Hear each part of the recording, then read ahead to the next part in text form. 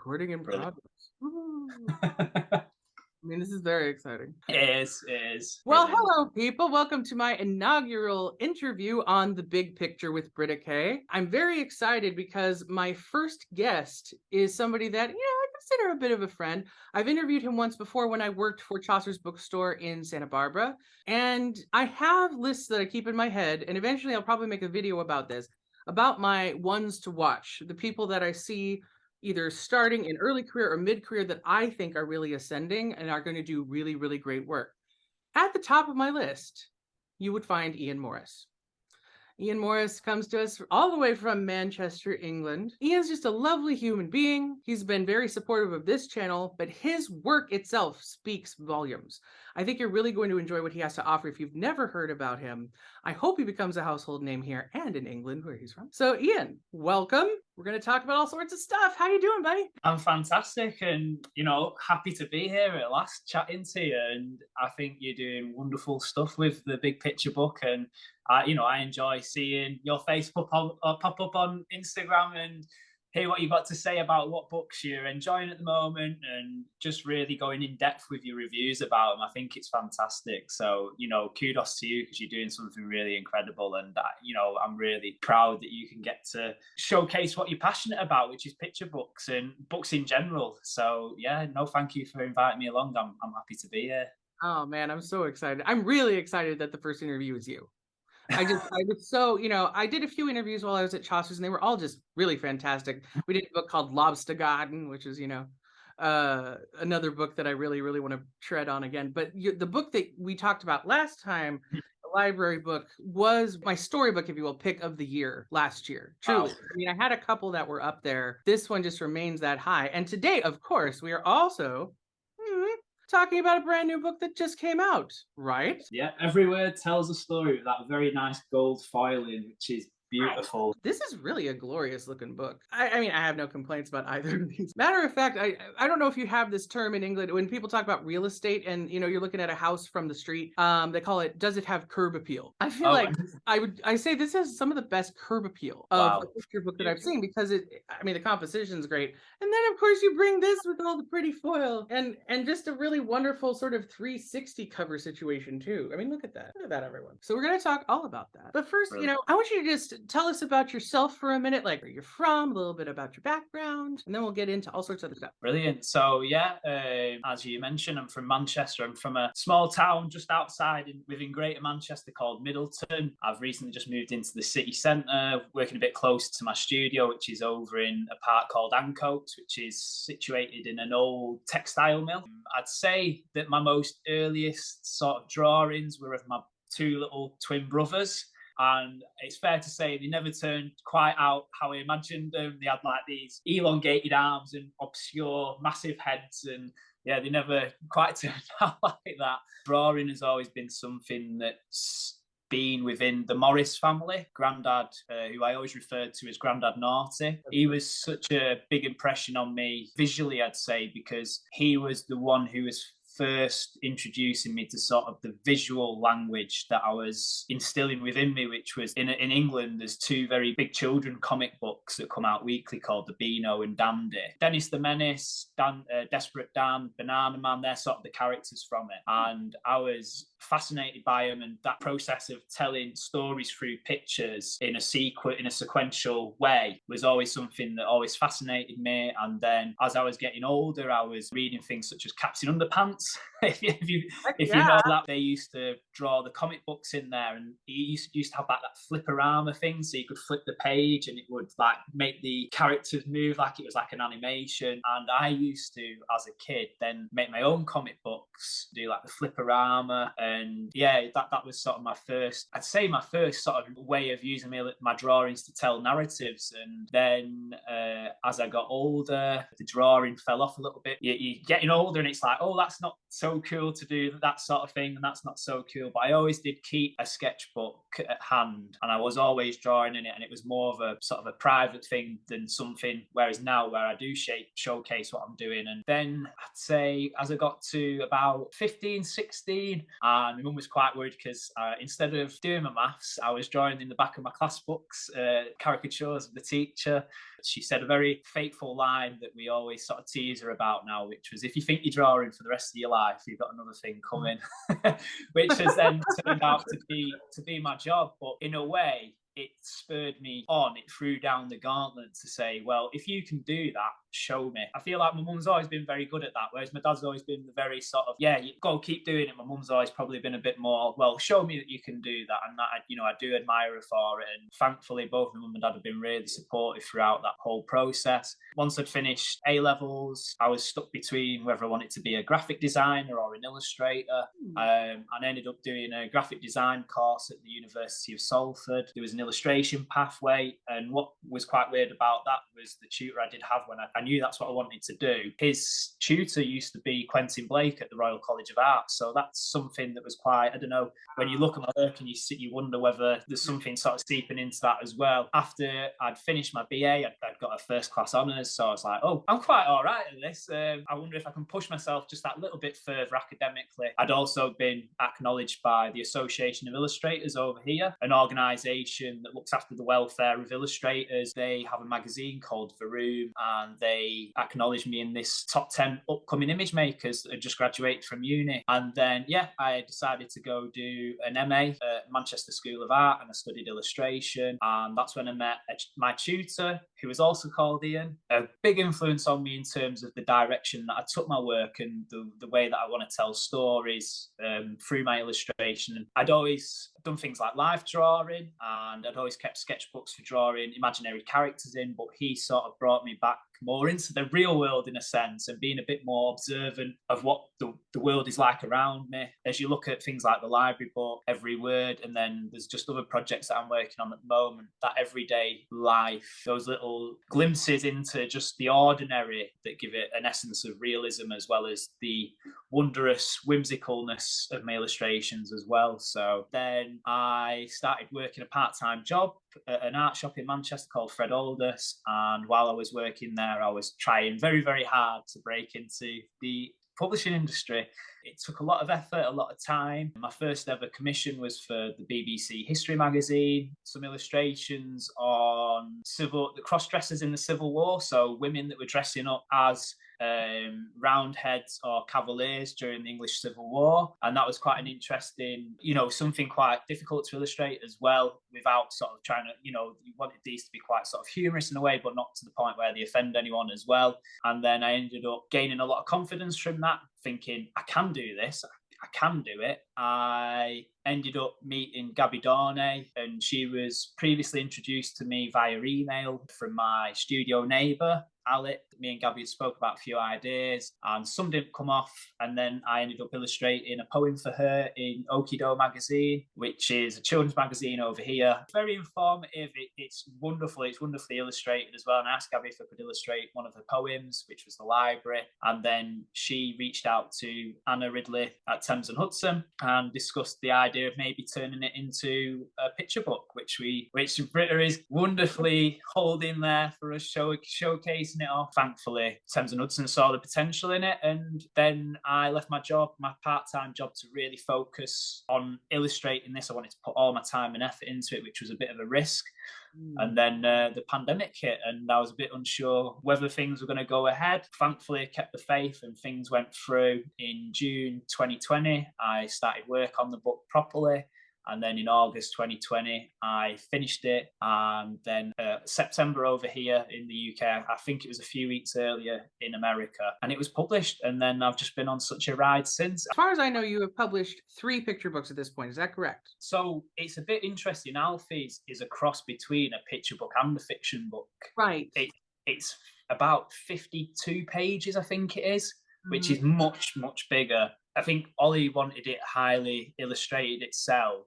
It was quite an unusual book to work on in that sense. I'm illustrating this in a picture book way, but it's for a fiction sort of narrative context and audience, slightly older audience. And then he turned that into a theatre performance, a one-man show. I saw Yeah, that. and yeah, he's taken it on tour and he's had a fantastic response. And I'm pretty sure he said a lot of people felt like it was almost like a graphic novel in a sense, rather than a picture book. Please tell our viewers what Alfie's first fight is. Since we were talking about it, we might as well just say. And I saw some spreads from it finally the other day, more than just the cover. And to me, it almost feels like, what we would call, middle grade here. Mm, It's like a middle grade, almost illustrated short story. yeah, Because there's enough I'd agree with that. text, but there's not, it's not crazy amounts of text, but there's beautiful amounts of illustration. Yeah, it was a joy to illustrate, and Oliver is a really fascinating and lovely guy as well. And again, like with Gabby, we built a relationship, a friendship from that. And I remember we were put in touch via Ian Wadcock, who I've just mentioned before, my old tutor. He said, "I've got this. There's this guy who wants to do some work with the students. Would you be interested in just chatting to him and seeing what he's got to say?" He's from a very similar background to you, which is a working class background. And we met up, we had a brew, and we ended up chatting for 3 hours. And I've never had such a long conversation with who was almost a stranger to me. And we just spoke about so much, and especially our own experiences within the publishing world, and sort of talking about the stories that he was trying to get published, which are quite, I'd say, unorthodox stories in the sense that they're not the cliche sort of mum and dad are happy together and this, that, and the other. They take on more of a sort of Jacqueline Wilson approach in sort of their very sort of maybe not darker issues, but they're more realistic issues in the sense with Alfie. His mother has left, and that was written from Oliver's own experience. His mum left his dad, and that left quite an impact on him as a child. Listening more to Oliver's own personal story, it made me feel really sort of a lot of empathy for it as well.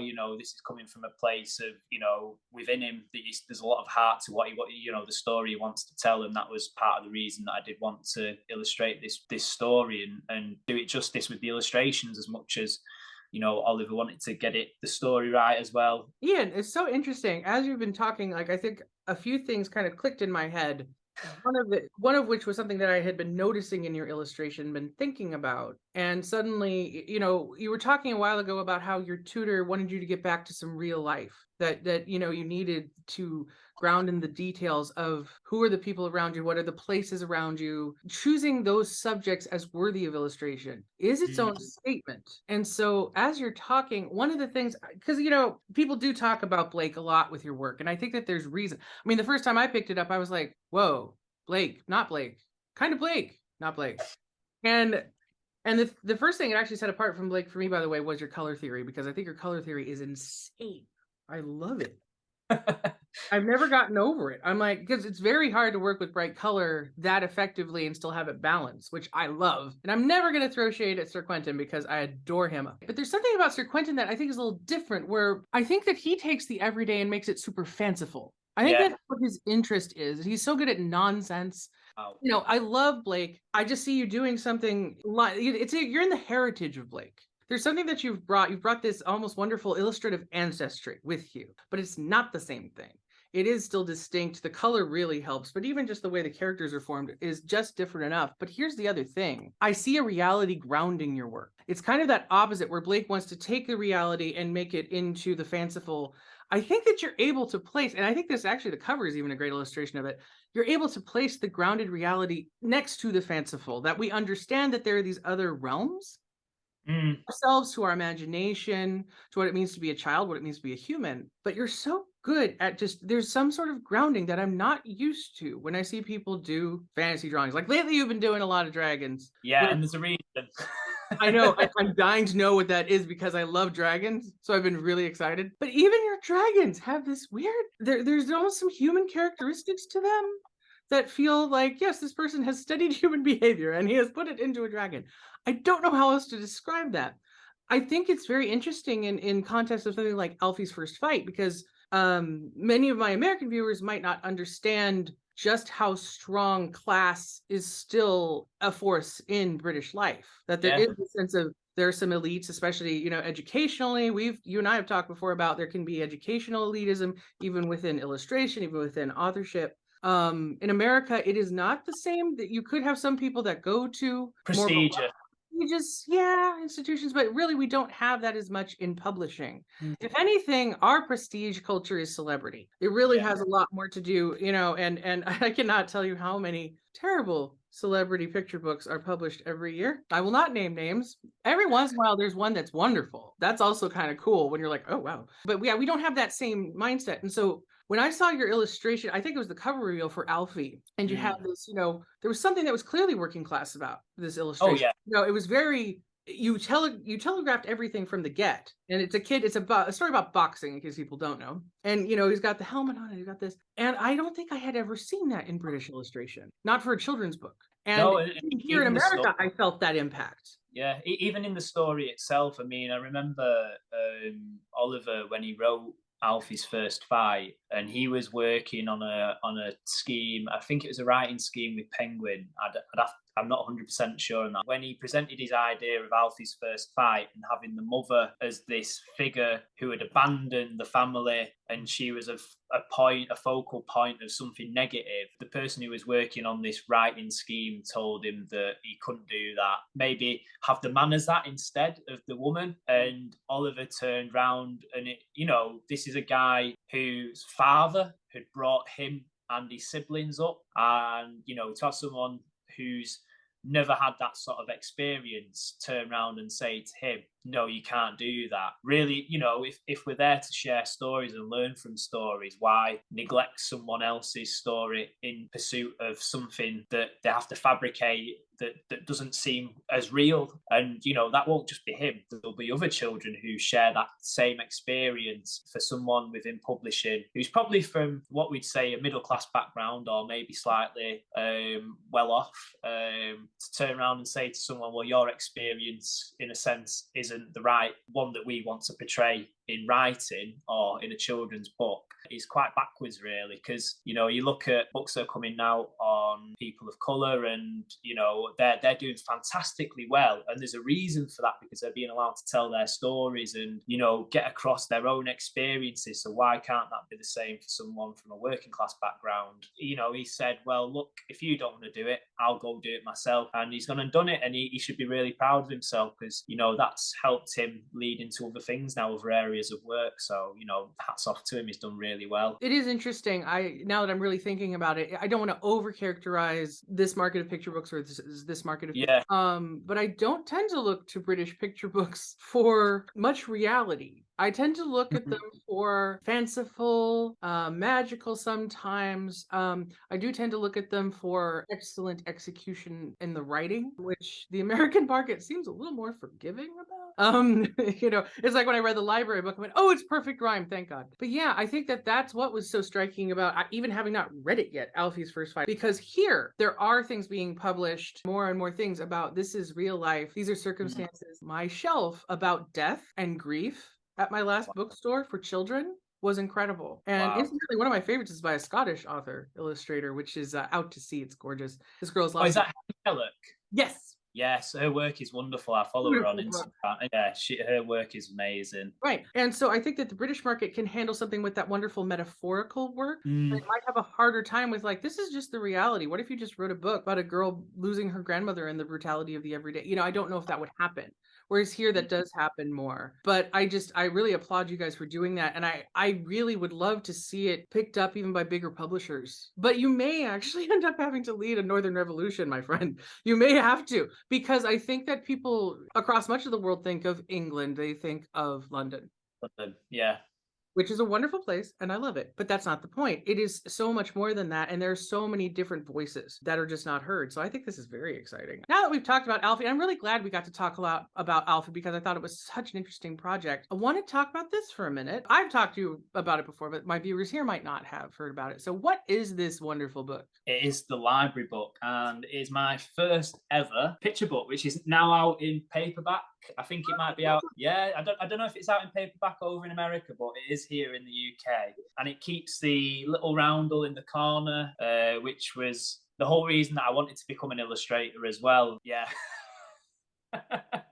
We have a deep dive here on Chris Riddell. Chris Riddell is not nearly as well known in the States. Most people, if they do know him as Neil Gaiman's illustrator. Riddell was really your inspiration for becoming an illustrator? Book I picked up, which was called The Last of the Sky Pirates, which was a series called Edge Chronicles, which he worked on with Paul Stewart. And I picked up the book and I was like, wow, these illustrations, I've never seen anything quite like them in picture books before. And it was just the detail. It was the craftsmanship, the draftsmanship, the immense detail that was going on as well. I was just in awe. And he was someone throughout my entire time from then till uni and still now. I've met him 3 times now. The first time I was still a student at Salford Uni and he was doing a picture book masterclass and I thought, wow, what an opportunity. I've got to go to that. Loads of people turned up and he was doing like a drawing exercise with us, creating our own characters, and he was going round. I remember him stopping at this character that I draw and he was like, oh, that's really good. And then I was like, oh, can I show you my sketchbooks at the end? Is that all right? And he said, yeah, that's fine. It was really nice that he took the time out of his day just to look through them and give me a bit of advice. He then ripped off this sheet that he'd been drawing on and I've still got it, and it's always in front of me on my desk where I work in my studio, just as a reminder of sort of, where I've come from basically a little bit as well, that journey. So Gabby had known about this sort of communication with Chris and he asked if it would be possible for Chris to endorse it, and then around when I emailed Chris back, he just said, yeah, I'd love to. Yeah, I've got a lot to be appreciative of as well. It's not every day you get someone that you've looked up to, in a sense, give you such an outstanding review in just one word as well. Glorious. It's like heavenly almost. It's like the highest achievement. That the book could go unawarded or anything else, and I'd still always appreciate the fact that Chris Riddell was the one who gave his first endorsement on the first ever book that I worked on with Gabby. So, you can't ask for much more. No, I agree. I think, again, my American viewers may not understand. Like, the man was the Children's Laureate for a couple of years recently. An incredible political cartoonist. He's very active every single day on Instagram and Facebook. I follow him avidly. Collections of poetry that he decides, I like these poems, I'm going to illustrate them. I really love his line work. As much as I think the color work is beautiful, I love the sketchiness.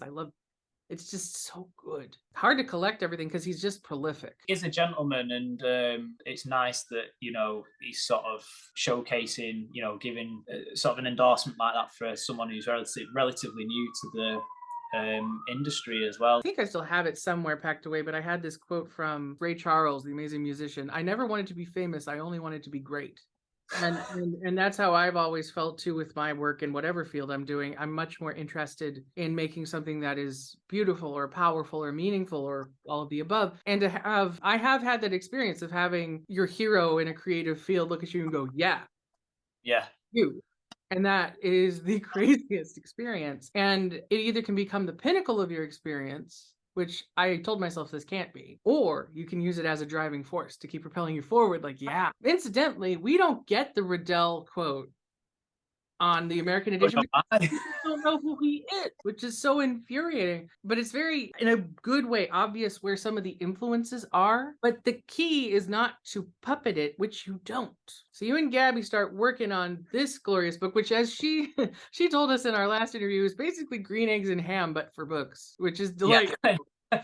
We literally just spoke about, we actually had a phone call today. Gabby's doing really well. She's just published a book called If I Had a Vampire Bat with Alex Barrow. She's got a treasury of stories for 4-year-olds, which has been published by Quarto. And then obviously that one that you've seen, which is about the nature. So yeah, she's had like 3 books come out within the space of like 2 or 3 weeks. She, again, is a very prolific writer. She writes a lot of children's poetry in various contexts, but also children's television and all sorts of other things. So she really runs the gamut of children's writing in a way that I rarely see. She's just lovely. Do you know how much book lovers love this? Adult book lovers love it. I saw a ton of people who were like, whoa, I didn't know I wanted a picture book, but yeah, I do. I think that people just need to expand their idea of what is permissible in Mm. one of these. And I hope that you're one of the people to do it. I think that your voice is unique in that conversation over there. And that's what we were talking about before in that aspect of coming from the world around you. I mean, even in the library book,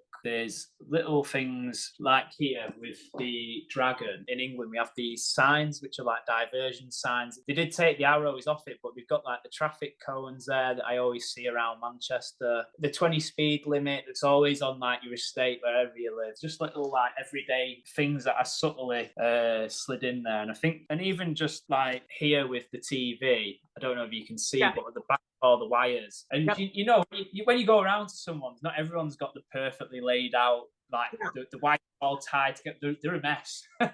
You know, you get your headphones out of your pocket, they're all scrunched up into like a big ball of wire, and you're trying to like twiddle it through. And The chords are brilliant because it's always like, I don't care how much you try to wrangle that. I don't care. It's always going to end up in that state. But I think that's what's so fun about what you do, is that I think it is, you always have a foot in both worlds more solidly than, like you were talking about, we've talked about Riddell and Blake.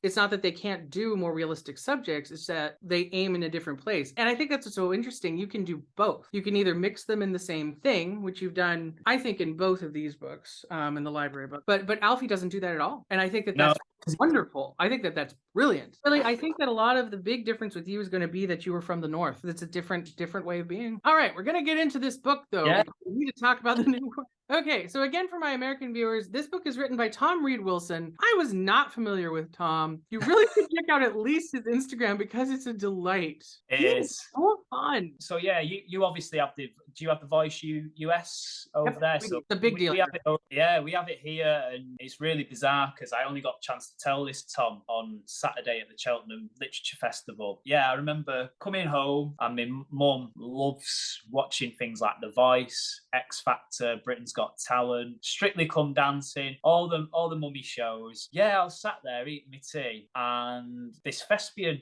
turns up on the screen, and I was just like, I turned to my mum and I went, what the bloody hell's a thespian? Because like, you know, and I said this to Tom, let alone anyone wants to grow up to be a children's book illustrator from where I'm from. No one's ever going, I want to be a thespian. Even as a word itself, I'd never come across that. I didn't even know, because it's not a conversation. Half of America wouldn't know that word either, just so you know. Yeah, so everyone went, oh, it's someone who's very much into the musical theatre and arts and stage performance. And then that was my first introduction to Tom, which was back in, I think, 2016. And then I ended up working on this book with him starting in 2021, just after the library book had been published. I have nothing negative to say about him at all. He is such a gentleman, and he's such a charming guy as well. So from The Voice, he ended up being picked up by sort of a talent person, and he comes across as like this character from a bygone era, really.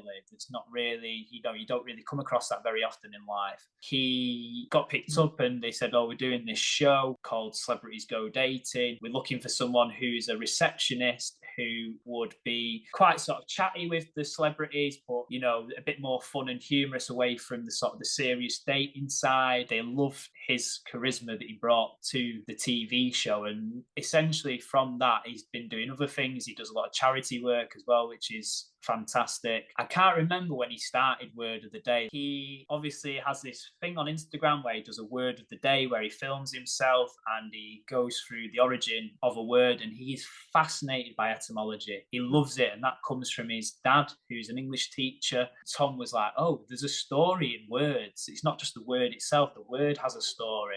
And then obviously that's grown on Instagram as a thing of him doing that every day. And Holly, who was the editor of this book, reached out to him because she loved watching, especially during lockdown when we were all stuck in. She approached him and said, would you like to write a children's book? He got to work on writing it, and I got it in late September of 2021. 6 months of work, 6 months. Good solid 6 months, even working over Christmas as well,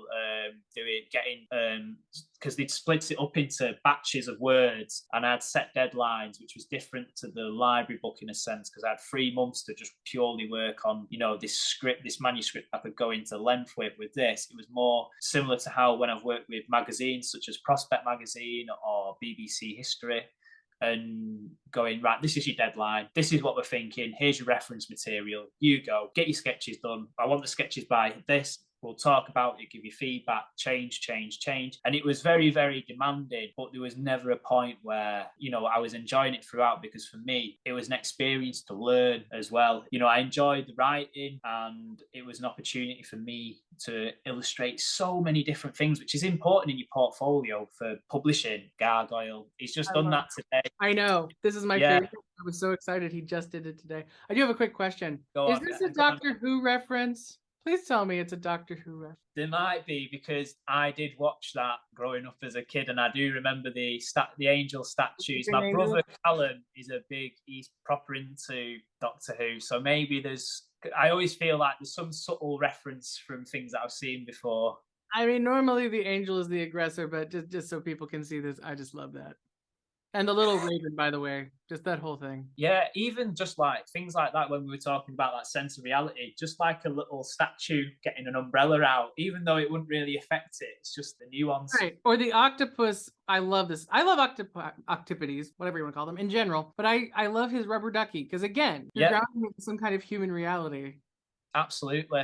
I'm going to explain to people real quick, because we're looking at this and continuing to talk. So every single letter of the alphabet gets two page spreads. Yeah, I'll go with L. So one word gets 2 pages with a poem, and then a bunch of other etymological information. I've learned a lot from this book.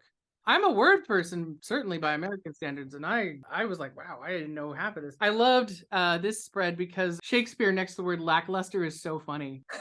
Like, it's genuinely, but it makes sense when you read what he's saying, because lackluster is one of Shakespeare's many words that he created. It's just brilliant. So I'm just picturing Ian like, okay, so I have to illustrate the entire alphabet 4 times. Yeah, I think there's over 100 odd illustrations in there. That's including the cover as well. There's a picture of me and Tom at the back of the book as well. If you go to the very, very back, there's a little bio on both of us, and it was just fully illustrated throughout. This is great. Just before the hair was getting really It's glorious. It's absolutely glorious. So my mom, I'm trying to remember what the equivalent would be. She taught mostly first grade, so like 6-year-olds basically. And my dad became a principal, like the head of school, but was a 6th grade teacher, so about 11-year-olds. And my mom, I was showing her a bunch of spreads on Zoom, actually. She was just completely blown away by it. And she said, oh gosh, your father would have absolutely loved this. He would have used this every day. Do you have any favorites? Easel. And I like it because, obviously, being an artist, I just read it and I thought, wow, it comes from the Dutch word for donkey, which is ezel. I think that's how you pronounce it. And it's to do with the straight back of the donkey. Wow, that is, and it makes sense. It really does make sense. Oh my God, I hadn't read that one. That's crazy. And I love drawing a donkey who was painting a picture of the donkey Mona Lisa. So his version of a donkey Mona Lisa. So what else couldn't I love in that? I love Yeti and Yodel. The mix of the Yeti and Yodel was brilliant. Yeah. I tell you what, Susie, who I worked with, who was the art director on this book, was just such a joy. And she really had to keep me in line at times, because obviously it is so many words and you're trying to think of so many ideas. And it's a book that is a very collaborative process throughout. And yeah, I'll feel that one. Yeah. It's just a really fun book at the end of the day. I mean, he might catch this at some point. So, Tom, if you're watching, you are a very, very lovely man. So thank you. And he's been wonderful. He's been very, very passionate about my illustration as well. Someone could easily, especially in that world, make it all about them. But he's been very clear that this is my illustrator who's worked on this with me, and I think that's a collaboration for a few years and many more books. So hopefully. I went and looked up a lot of his footage when we were preparing for this interview, and I went, oh man, he seems great. I'm still wrapping my head around what the dating show is, but I didn't care. I was just watching a compilation of his interactions with people, and you're right. Is finding someone who has an enthusiasm and a passion for an intellectual pursuit, but also enthusiasm and passion for people. Yeah. And I think that's really rare. I mean, I've seen it a few times where it's just so jarringly beautiful, and I think he really has that. I saw the footage of you guys like coming into your event, and he just seemed so sweet. He And I went, is, and I want to hang out with that guy. Who doesn't want to hang out with that guy? Tom is so like he's attentive straight away, and he wants to listen to what you've got to say and get to know you as a person. And there's no form of there's no veil up. Yeah. That is him as the person. That's him. I've seen people comment on things of him before, saying he sounds like a male Mary Poppins almost. Yeah, In the I saw that somewhere online. honestly, he is wonderful, and I think he's got a book that he should be very, very proud of. And it wasn't just this book that he did. He wrote an adult book as well called "On the Tip of My Tongue," which is Yeah. a bit more raunchier, let's say, a bit more saucy. Yeah.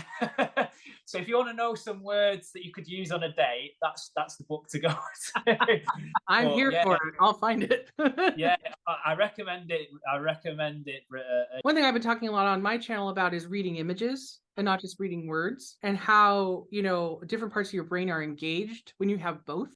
So I think that no matter who the kid is and where they start, whether they're just obsessed with the words first or they're obsessed with the illustration first, I think there's so much to suck anybody in. I don't think it's just kids.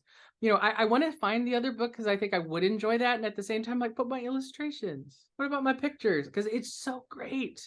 It's just well, it's a joy to look through a book like this. And because it's bigger, you can spend a lot of time here. There's so many, like, I've been reading and taking in information for almost a week, and there's so much to do in this book. it is a book that you can dip in and out of. You don't have to read it all in one. You can go, oh, I'll read that word of the day today. Neon, I yeah. enjoyed the neon. Yes, I like that. Ah, Ian, it's great. It's great. Thank you. Thank you so much for coming to talk to me about it. Because yeah, I do love your rhinos. I have to show them.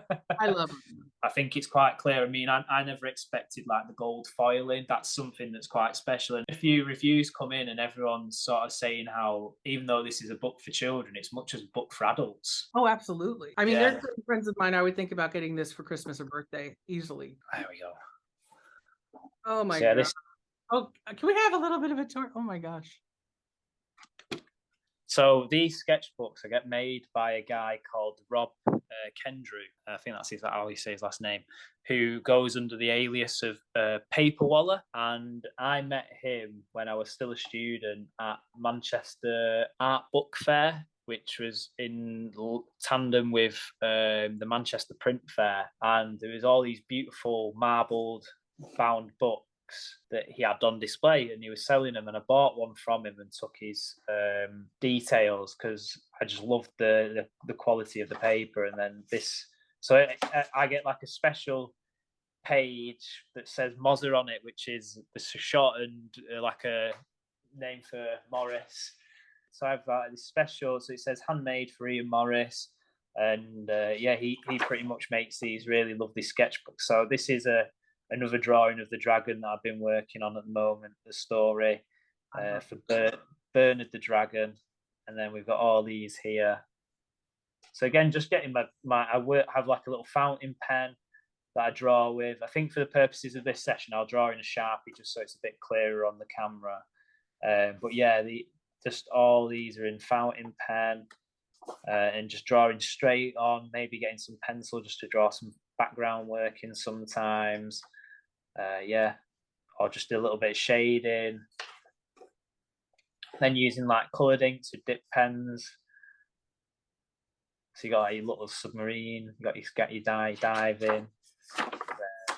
Got this page here. All these imaginary characters that just come from somewhere or something, like your robots. Yeah. And you got honestly, it's gorgeous.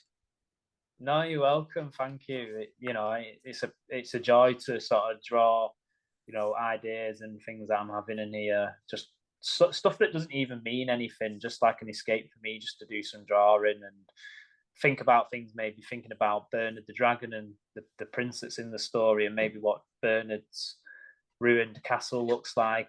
Has he got a rug? Just like what we were talking about before, that grounded sense of reality.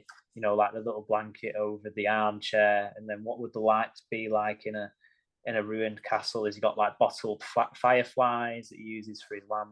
for light in the castle. Again, the Prince, Bernard, sort of thinking about him.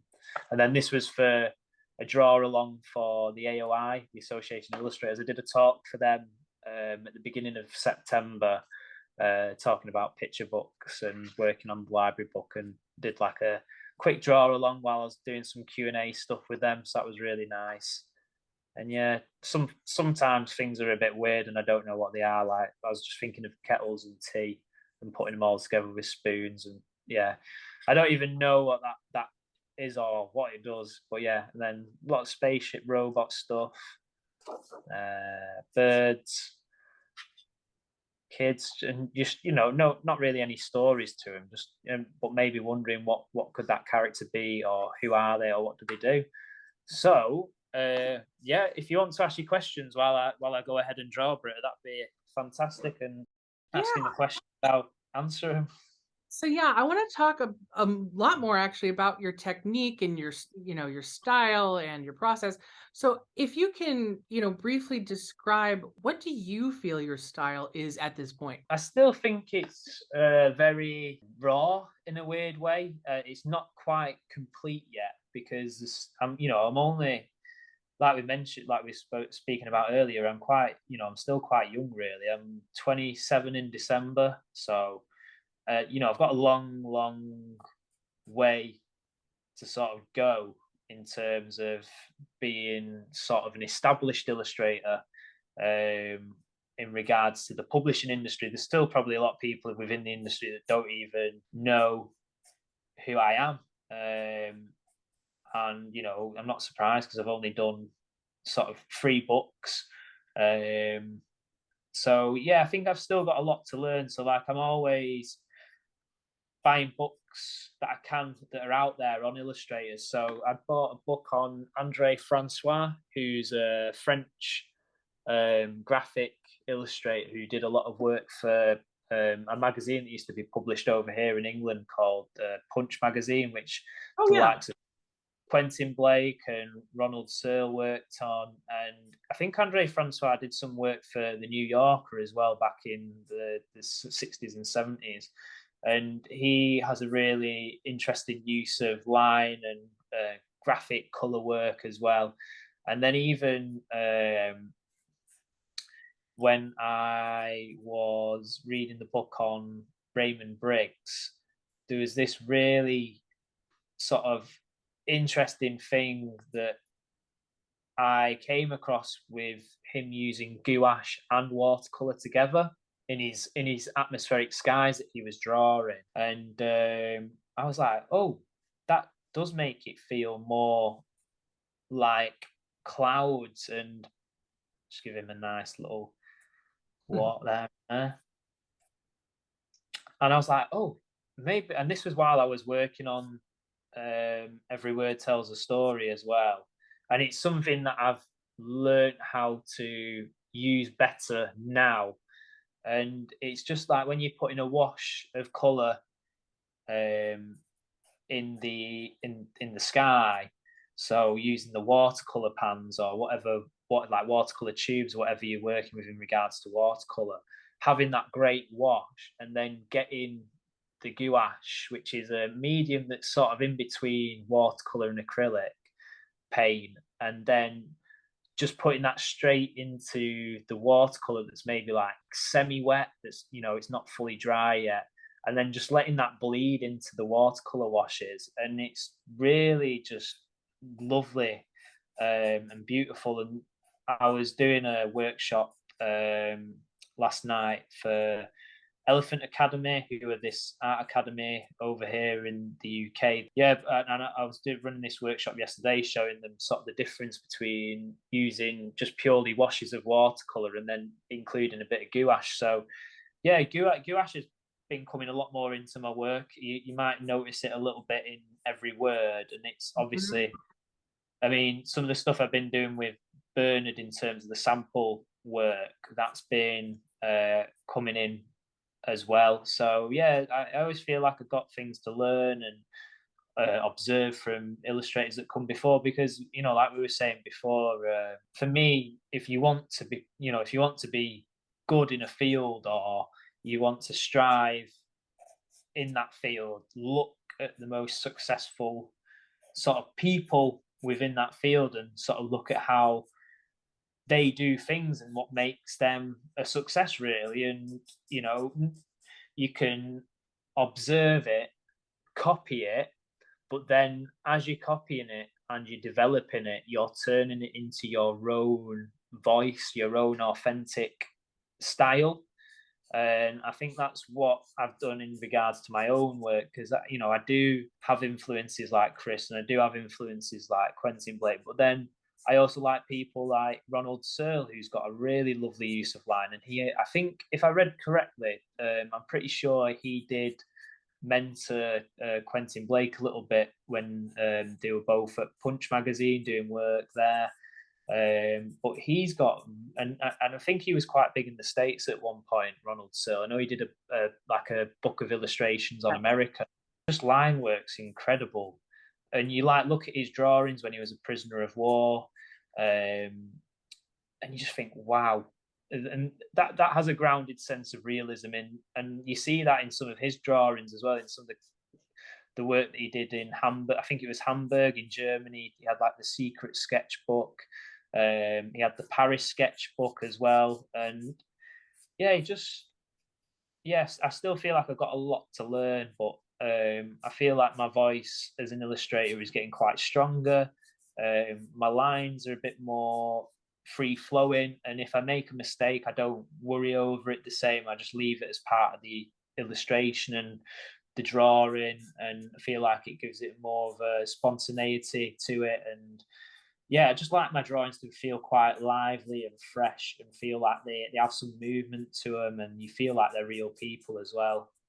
So yeah, that's what I'd say about my work. Really, it's still developing, and you know, there's always something for me to keep learning and progressing with. So, Ian, I love watching drawing in general. I watch a lot of Riddell because he's just Yeah. always up to it online. I am really enjoying this immensely. But I have an interesting question. When I was growing up, I took a lot of cartooning. I wanted to be an animator. And Right. so when you train that way, you are trained very much based on basic shapes underlying whatever your finished drawing is. Hmm. And both you and Riddell, and I'm sure Blake, because of how Blake draws, all of you just start going at it with no shapes anywhere.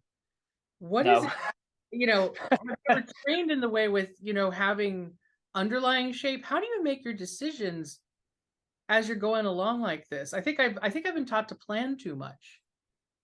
um, for No. me, it's just like Chris Riddell said in a talk about drawing on a YouTube. Like this is a thing when I was studying at Manchester School of Art, and even when I was doing my BA, I'd always be trying to find YouTube videos and listen to him actually talk about drawing, whether it's Chris or Quentin Blake or whoever else, Ronald Searle. There's a nice interview about him on Channel 4 when it was his like 90th birthday, and he's talking about how he approaches his drawings. But with Chris and Quentin, they're very much they just start, they make that decisive decision to make a mark and then just see where it ends up. And I'm very much, that's something that I've then taken myself with my own drawings, that I just draw, make a shape, and I think, oh yeah, let's go here. And sometimes it doesn't work. Sometimes I look at things and maybe I think, oh yeah, it doesn't quite work out that well. Maybe a lot of people will think, wow, that's amazing, but I can be quite critical of my own work at times as well. But yeah, I think a lot of practice. So there's a lot of sketchbooks where things don't look quite right. Life drawing classes, Mhm. that's always something.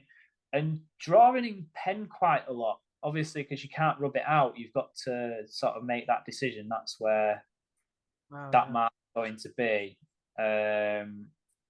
This guy's great, by the way. I'm enjoying. But yeah, I mean, it's just so interesting. I'm trying to figure out if I can ask you to articulate how do you make the decision, okay, he's going to have a fluffy vest. Oh, I know, just right? Like, how does it, that? it just happens subconsciously. It probably comes from somewhere or something that I've seen. But yeah, a lot of the time it's just, yeah, just draw it and see. I really don't know. Maybe it is just something I've seen. Maybe it's something referenced from a book I've read, or it's yeah, I don't know. Like, yeah, it's hard to. I've always struggled trying to answer things like that when Sure. people always say, "Why are you so good at?" Like the most common one was in school is, "Why are you so good at drawing?"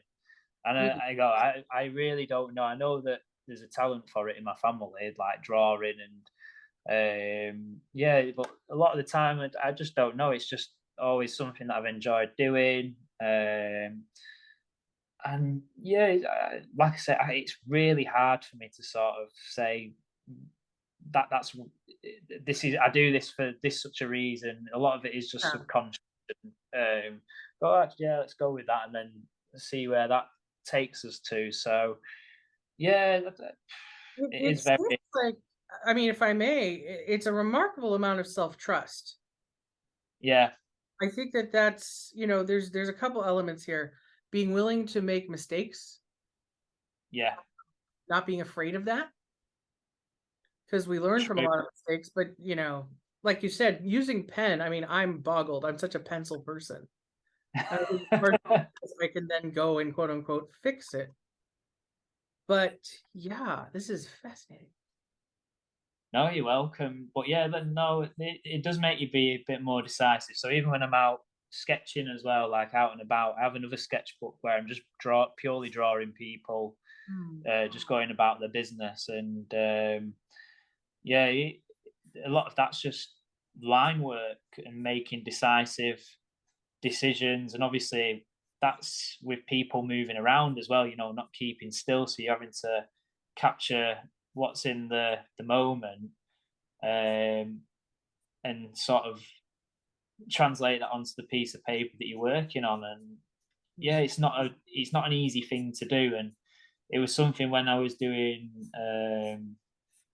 the tutoring at Manchester School of Art, and I'm going to be going back there at some point quite soon. I was trying to encourage them to sort of make mistakes and not be so hung up on trying to get this right, because by doing it this way, you've got to make that decisive decision and stick with it and not be so pedantic over what you're doing. Because you could do one drawing that takes you an hour to do, and you'll learn things from it, absolutely. But if you can do a series of 10 drawings in the same time, you can Mhm. learn a lot more. And that's the ethos I've always sort of gone with. Yeah, you can work on that drawing for so long, you can put so much detail into it. But then if you can do several drawings of people moving around and you're observing and you're looking and you teaching yourself how to properly observe things and gain a sense of form with minimal effort, with minimal line, you're mastering something that not a lot of people can do. So yeah, it's that's something that I've always been quite fond of. And I remember when I was doing my masters, there was a quote in one of the books on drawing, and it said the least laboured line is often the most expressive, and that's something that's always stuck with me since. And I think it's that idea that being quite liberal and free with your mark making um, has some form of expression in it that you can't quite get when you sort of reworking and reworking and reworking. You need to always have that immediacy of the line that really sort of captures and engages people because it's happening in the moment as well. Um, so yeah, there's lots of things that I was sort of looking at when I was studying illustration and drawing and looking at how maybe I could sort of approach things differently with my work. Ah, it's fantastic. Yeah, I have reflected a lot recently on a couple of illustrators who I follow online, and online it's all sketch work. Yeah, Just magnificent. You know, every time, like, oh man, I love everything this person does. And at least on a couple of occasions, I've come across picture books that these same people have made that are Mm, this polished, in my opinion, over polished product. yeah, It's lost all of its personality and even distinction of style in some cases. yeah. I mean, that was something that, I mean, that happened to me quite a lot early on. Um, when I was a student, I'd find that I was enjoying more of what I was doing in my sketchbooks than what I was actually sort Mm. of producing um, for my actual finished pieces of work. And the way that I sort of came around that was obviously doing what Quentin does and a lot of other illustrators do, is having a light box where you've got the image underneath and not necessarily copying the drawing, because you can only very faintly see it through the watercolor paper, but drawing it as though you're drawing it anew, but you've just got like a slight guide of what you're drawing, which gives you that immediacy of the line work and the spontaneity. So that's something that I was starting to do in my master's course, and really sort of helped develop my work in that sense as well. Having a bit more of the freedom that I get from, and enjoyment that I get from when I work in my sketchbooks. So yeah, there's that's why it's really good just to look at other illustrators and see that maybe that's how you could work around that problem, or you know, sort of Mm. tackle how you're feeling about your work in that way. And you know, that's why it's good to look at them, because they've already gone through the problem and found the solution, and it's up for you to then take that on board and then turn it into your own thing and your own way of using it. One of the things I love the most about your work is how much of it is done in physical rather than physical material rather than digitized. Mm-hmm. Do you use digital tools at all? What is your I just got attraction there? I just got rid of my Photoshop membership because I hardly use it anymore. But basically, the most I would ever use is Photoshop, and that would literally be for me photographing my artwork Mm. and then cropping it to the appropriate size that it needs to be, and obviously the DPI, and making sure that whether it needs to be in RGB or CMYK mode, whatever, you know, for like obviously if it's going to print or something with editorial, and that is the furthest it would go. Mhm. I don't draw in anything like Procreate, and the thing is, I don't like the if it for me, it's a process that feels quite cold. You know, I'm not slagging it. You know, not sorry, don't say that. I'm not slating it. I'm not saying it's. I'm not saying that this is the way you should do things, because everyone has Right. their own process and everyone has their own enjoyment. And for me, I just don't find it a very engaging way to draw. I prefer that feeling the paper, the scratchiness of a dip pen, or the smooth line of a fountain pen. And that for me really is just amazing for me. I love it. I love, you know, especially when like you draw like something like this, a sketchbook that's been so wonderfully made by a paper waller, and you know, feeling it, the, and just going, right, I want to fill this with so many amazing drawings using different pens. So I have something called a sailor pen as well, which is really nice to draw with, which has like a curved nib.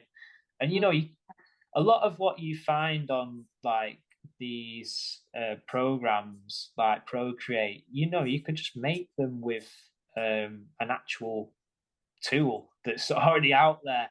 But I suppose if you're not quite confident with it, you can sort of go back in and you know, go over it and things. Whereas with this, you've got to make the mistake and then try again, which isn't, you know, but you learn a lot from it, and you don't get as pedantic about your work, because you can go, oh well, that's actually something quite nice in what I've done there, or I learned something by doing it that way. So yeah, like I say, it's not it's trying to withdraw that fear of making mistakes and just drawing and seeing where it ends up. And in a sketchbook, it's not necessarily for anyone else to see. It's nice to share, because I know that people enjoy viewing that side of an artist's work, because you're getting a real insight to them as a person, opposed to the commissioned work that they do. And yeah, but like as an art student growing up, you shouldn't really be fearful of that. You should just keep them to yourself and just draw and draw and draw and enjoy. I mean, like you probably just see it. Nothing in here feels forced. It's very natural, and sometimes some things don't quite work, and some do. And yeah, I just like love to just get in my sketchbook and draw. And I even love just taking out my sketchbook that I use to observe people out and about in as well. So yeah, it's that's me pretty much with my opinion on the physical and digital realms of illustration, really. I have very similar feelings, like almost identical feelings. I inherited an iPad, and I hated trying to draw with the stylus because it was so slippery. Yeah. Then I got whatever the overlay is, so it's not slippery. It's not paper, and it's not you can't vary, from piece to piece what that paper is. And I agree, there's nothing wrong with those tools. I applaud people that are making beautiful work out of Procreate. There's a lot of great stuff happening in Procreate. I am not that person. And there's something I actually have a piece this week about why I collect physical books. And while not the same subject, I do think there is something to the tactile reality of making something and sometimes of owning something. Yeah. It's not just results, it's process. Yeah. Yeah, you get a sense for all that. And it's not to deter away from anything digital, but you do get a sense for the physicality and the time and the effort that's gone. And again, digital, I couldn't comprehend anything that they do and all the intricacies and details. But for me, like you almost get a sense for all the effort that's gone into something that's much more physical than sort of digital, because you do know there's that aid of a computer there, so they can go back in and they can remove things to make it perfect in a sense. So yeah, I think it depends on your approach to the tools that you're using as well. It's not so much like, oh, I don't want to use that. Like, I think it's your approach and how you sort of want to use it as a tool. And I remember I had a tutor called John Powell Jones at uni, and I told him that I just don't like using Photoshop or InDesign, and he said just look at it as a tool.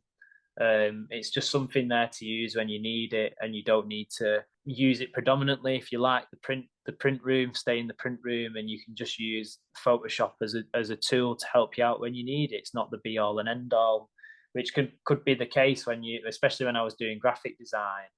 Everyone's got their MacBooks out and they're all on InDesign or Photoshop, and you're feeling quite intimidated because you're like, in a weird way, that wasn't what I wanted. I didn't want to sit on a computer all day. I wanted to do something physical with my hands. And maybe that stems from sort of the more working class side of me as well, like that labor, sort of that laborious work of doing things, physically. So yeah, I don't know if it stems from that, but yeah, I just love getting a pen, seeing what it does, what marks it makes. And that's a beauty in itself, finding out what their capabilities are, which is amazing. I'm already excited to see what this is. I love the robot, by the way. That was amazing. Very, with its punkish hair on top as well. So I'm going to shift gears here a little bit because I'd love your thoughts on what I'm doing randomly enough. And so I've started this picture book channel for adults, right? Mm-hmm. And some of that is being able to enjoy things marketed to children or written for children as adults. And some of it is just trying to open people's understandings of what it means to read, what it means to have books. I am advocating for things like who is a reader, anyone who's reading books, including reading images, by the way. But I'm just curious, I know that most of your work is focused towards the children's market. Mm-hmm. Do you have any thoughts about anything that I'm on about? I know it's an open question. In terms of sort of adults being engaged by illustrations too, as well as children, or Right. Yeah, yeah. Listen, I love illustration, and I was a bit disappointed as I started getting older that there wasn't a lot of books out there that were illustrated that still had Mhm. illustrations in them. Totally. And I used to find it quite because I'm a very, very visual person. I love comics, and the only sort of place you could go for that, really, if you wanted any visual language as an adult, is in comics and manga. Really, you couldn't pick up a book in a shop and go, "Oh, this is a fiction book that's aimed at adults that's got drawings in it." And the only one that I really can think off the top of my head at the moment is with Neil Gaiman with Chris Riddell's Neverwhere that he illustrated a few Oh years ago. yeah. And I'd read that book before Chris had illustrated it, and you could easily see that being illustrated. And I think there was a bit of a call for Chris to illustrate it because I think he'd done these. There was these benches that started getting dotted about around the UK with different like illustrations on and designs, and I think he did one in London with the characters from Neverwhere with London below. And I don't know if you've ever read it, Britta, but it's such an amazing. Like, I love that book. It's fantastic. It's a favorite of mine. I'm a big fan of Neil's work. Yeah, yeah, that was the only time. And if they did a book called Sleeper and the Spindle, which was Oh, it's more aimed at gorgeous. Yeah. young. But yeah, I think, and the only other place that I can think of that does that for adults is the Folio Society, who make very lovely special editions of limited editions of books. But the thing is, they're not accessible to everyone because they're very, very expensive, and not everyone's willing Yeah. to spend sort of £50 on a book that's been specially bound with illustrations in. Not everyone's willing to pay that. So yeah, it's interesting. I'd love to see more of it because I think there's a place for it, and I think that it do very, very well. But whether that happens, I have no idea.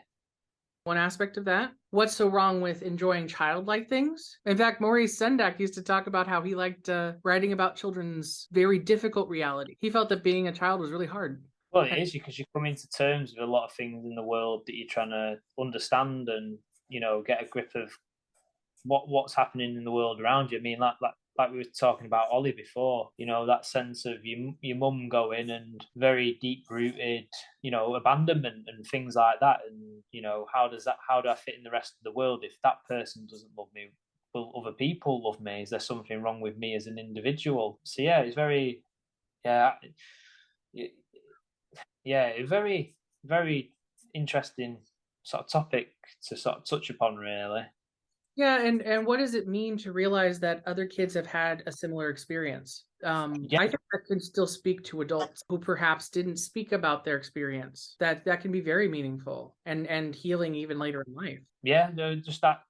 Oh well, that person went through that as well as me, and yeah, I think it's understanding that you're not the only person to have gone through those trial and tribulations, and it's like I was sort of saying before, in a different sense with illustrators who've come before and they've had the problems, and you look at how they sort of combated that subject or whatever was standing in their way, or how they needed to improve, and looking at successful people, and you go, actually, I can do that as well as what they're doing. I can overcome this obstacle in the same way that they can. So I think that's why it's important to have different viewpoints and different stories for people to tell. And yeah, I think that's one of the reasons I like reading and listening to other people, because there's always something you can learn.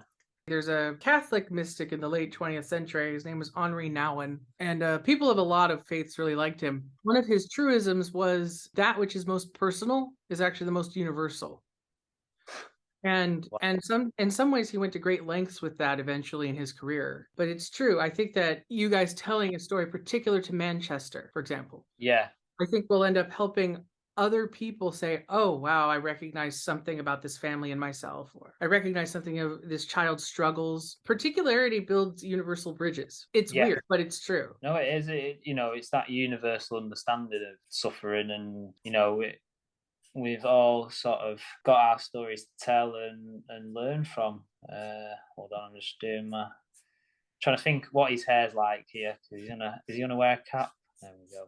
Yeah, and it broadens everyone's horizons and viewpoints, and yeah, I think that's why it's such a great thing for Oliver to be getting that out there as well and sharing his experience and thinking, well, I'm not going to let someone deter me because of their world viewpoint on a subject. I want to, I've got a story to tell, and it should be listened to, which is what he's been doing. And I would love to hear, what are your thoughts on the future of illustration? Anything you want to see that you don't see?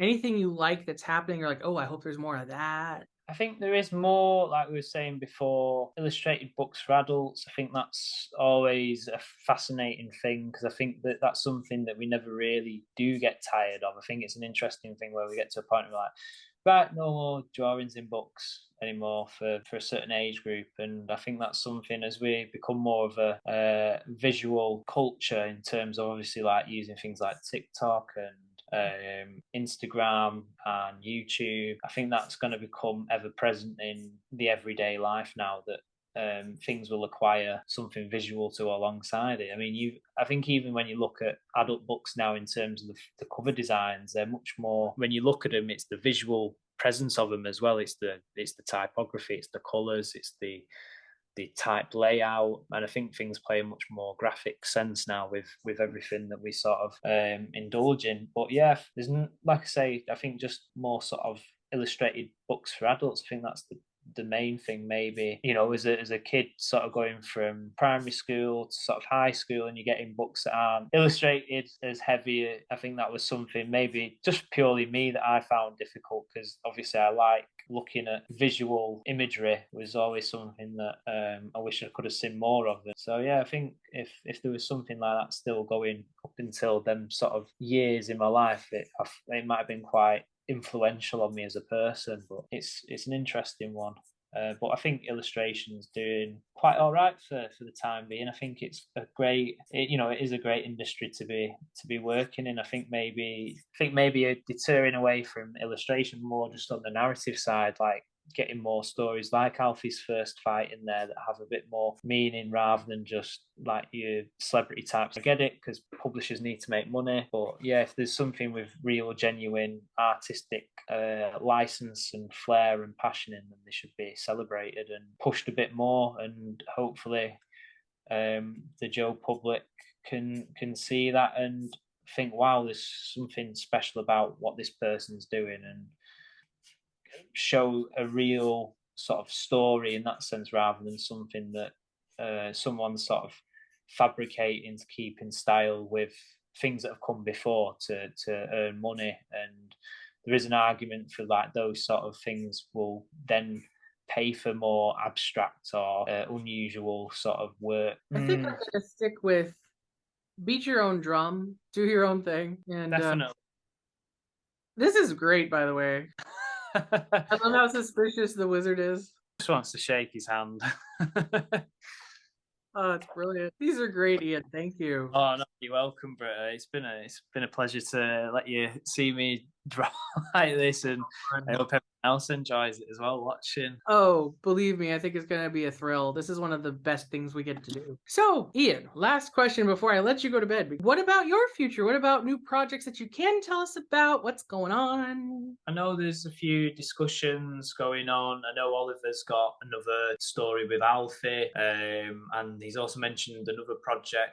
Me and Gabby want to do something again together. But yeah, and then working on this picture book story idea with Bernard the Dragon. Been working on that since about July-ish, trying to figure out how the story works. And it's a story that really, when you think about it, is about prejudice in a way, because it's about this dragon that everyone's very fearful of. And in the story, you learn something about the dragon that makes you rethink your judgment of it. It's interesting because you get like the more older people who have this preconceived sense of what a dragon is, and then it's these children who are initially scared, the dragon, that then learn that, oh, there's something quite different about him. But also with the dragon, who was always their genuine self throughout the entire story. They never changed to be something they weren't to impress people. They were always just themselves. And I think that's a really nice life lesson. Whether people look into it that deeply is one thing, but hopefully with the drawings that I'm producing, having Neil sort of supporting me with it, hopefully something comes to fruition with that, and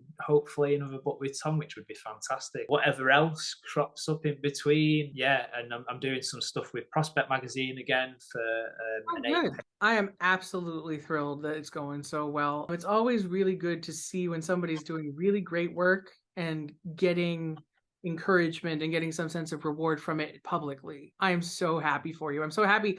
We spoke about a year ago, 11 months ago, and yeah, so much has already happened. As you can see, I'm a big dragon person. I don't know if you can see this as well. Oh wow.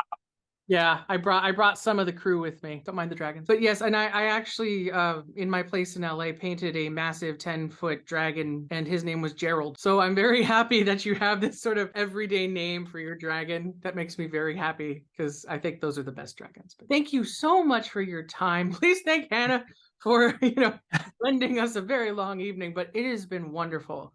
No, thank you. Thank you for inviting me along.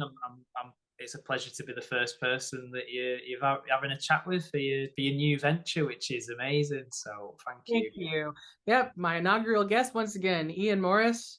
The library book has been out for a good year. This is brand new as of last week. Every word, every word tells a story. It's so good. Just go buy them. Just buy them. Just do it. That way, everything he writes, they'll publish over here. That's what we want. That's the end game, Ian. That's really what's happening. It is. I'd love to have a following in America, because it's always a place that I've only ever been once to Florida, and it is Oh. somewhere that I'd visit a bit more of. So yeah, I'm hopefully if the books take off over there, maybe I do a visit or something in the future. That would be amazing. Keep me in the loop, and whenever you're over here, we'll do something. Absolutely, you'll be the first to know, Britta, if I do something in the States. Definitely. Thanks so much, Ian, for joining us, and we look forward to hearing No, more soon. no, thank you so much for having me. Thank you, Britta, and All I right. hope everybody enjoys this. Thanks, everybody, for tuning into The Big Picture. Remember, the picture is always bigger and usually involves a dragon.